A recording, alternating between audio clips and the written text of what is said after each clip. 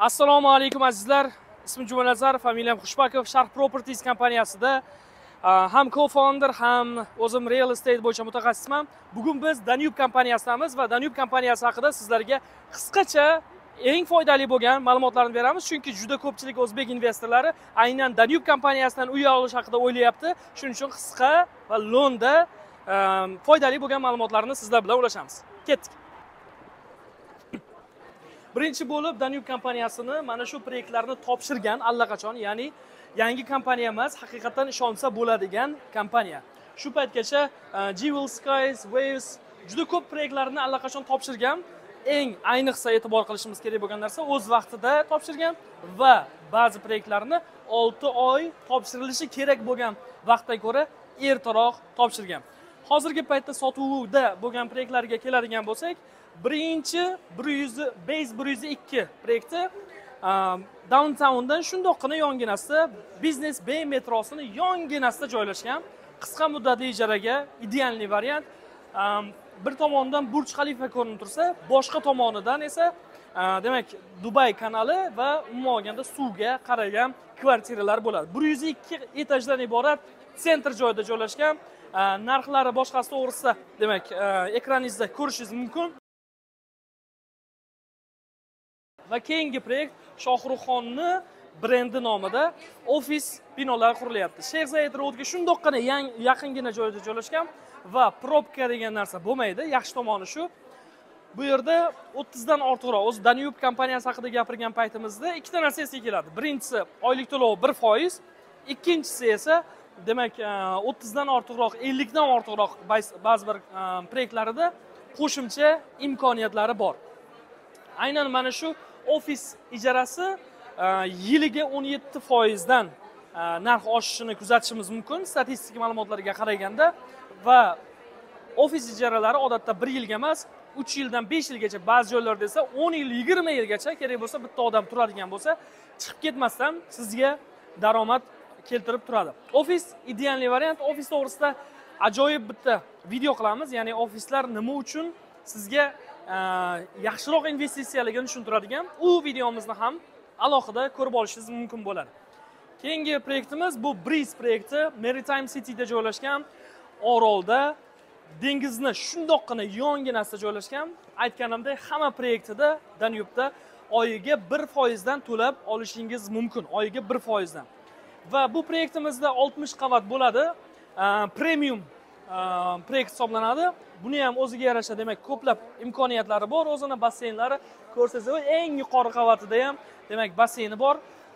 Maza qilib yashaladigan va eng ayniqsa Dubaydagi uy narxi oshgan va sezilarli darajada juda katta oshgan hamma uylarga qarasangiz, ular yo dengizga qaragan bo'ladi, yo Burj Khalifaga qaragan bo'ladi. Danube'da esa ikkita variant ham bor.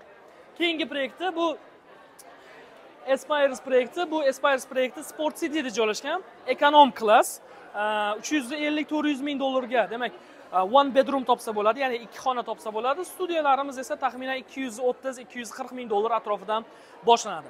Danube'dagi to'lov tizimi haqida gapiradigan bo'lsak, boshida 10% to'laymiz, bir oydan keyin yana 10% to'laymiz. Oyiga 1% dan davom etadi.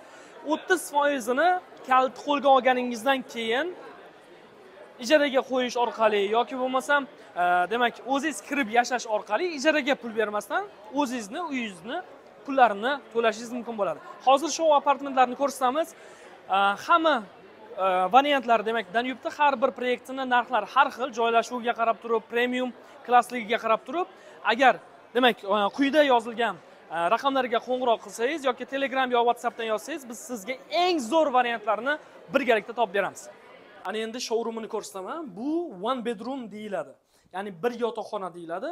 Bir yotoqxonada to'liq bitta zal va undan tashqari yotoqxonasi bo'ladi. Odatda Danube'da yangi kelayotgan proyektlarida mana bunga o'xshagan, demak, xonani ikkiga bo'lib qo'yadi. Ya'ni mana bu yerda zal bo'ladi, bu yerni ham qisqa, kichkinagina yotoqxona sifatida ishlatishingiz mumkin bo'ladi. Oshxona mebellariga keladigan bo'lsak, oshxona mebellariga odatda mebel sotib olayotganda ko'proq pul kerak bo'ladi. Bu yerda esa oshxona jihozlari-yu, ko'rayotgan hamma mebellaringiz birgalikda beriladi, faqat televizordan tashqari. So'raganmiz, televizorda nimaga televizordan tashqari desak, televizor chunki yangilanadi, modeli eskirib qolishi mumkin, biz uy topshirigimizcha deb aytgan. Bu yerda esa ko'rishingiz mumkin, ofischa, Zoom mitinglar yoki ofisga bormasdan turib, bir ikkita shoshilinch bo'lgan ishlarni mana shu yerda ham hal qilib olsa bo'ladi. Demak, bu yotoqxonada ham ko'rib turganingizdek hamma mebellari bilan birgalikda bo'ladi. Bu aynan mana shu ko'rib turgan uyimiz Aspires proyektini showroom hisoblanadi va yotoqxonani o'zini Sanuzeli bilan birgalikda topshirishadi. Sifatni ko'ryapsizlar. Haqiqatan ham, demak, Danube kompaniyasi bekordan bekorga hattoki sizgacha eshitilib bormagan. Ya'ni haqiqatan ham sifatli quradigan qurilish kompaniya hisoblanadi. Endi bitta studiyani ko'rsatmoqchiman. Demak, kirganingizda chap qo'lda oshxona jihozlari bilan, ya'ni kichkina oshxonacha va o'ng qo'lda esa sanuzel bo'ladi.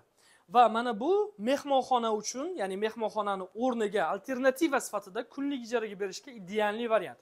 Kuniga $200 dan, demak $500 gacha sezoniga qarab turib narx qo'yishingiz mumkin va buni ham xuddi boya ko'rsatganimdek zal va yotoqxonaga aylantirib turib ishlatsangiz bo'ladi. Ko'rib turgan demak showroomimiz Breeze degan loyihani showroom hisoblanadi va derazangizdan to'g'ri dengiz ko'rinib turadi.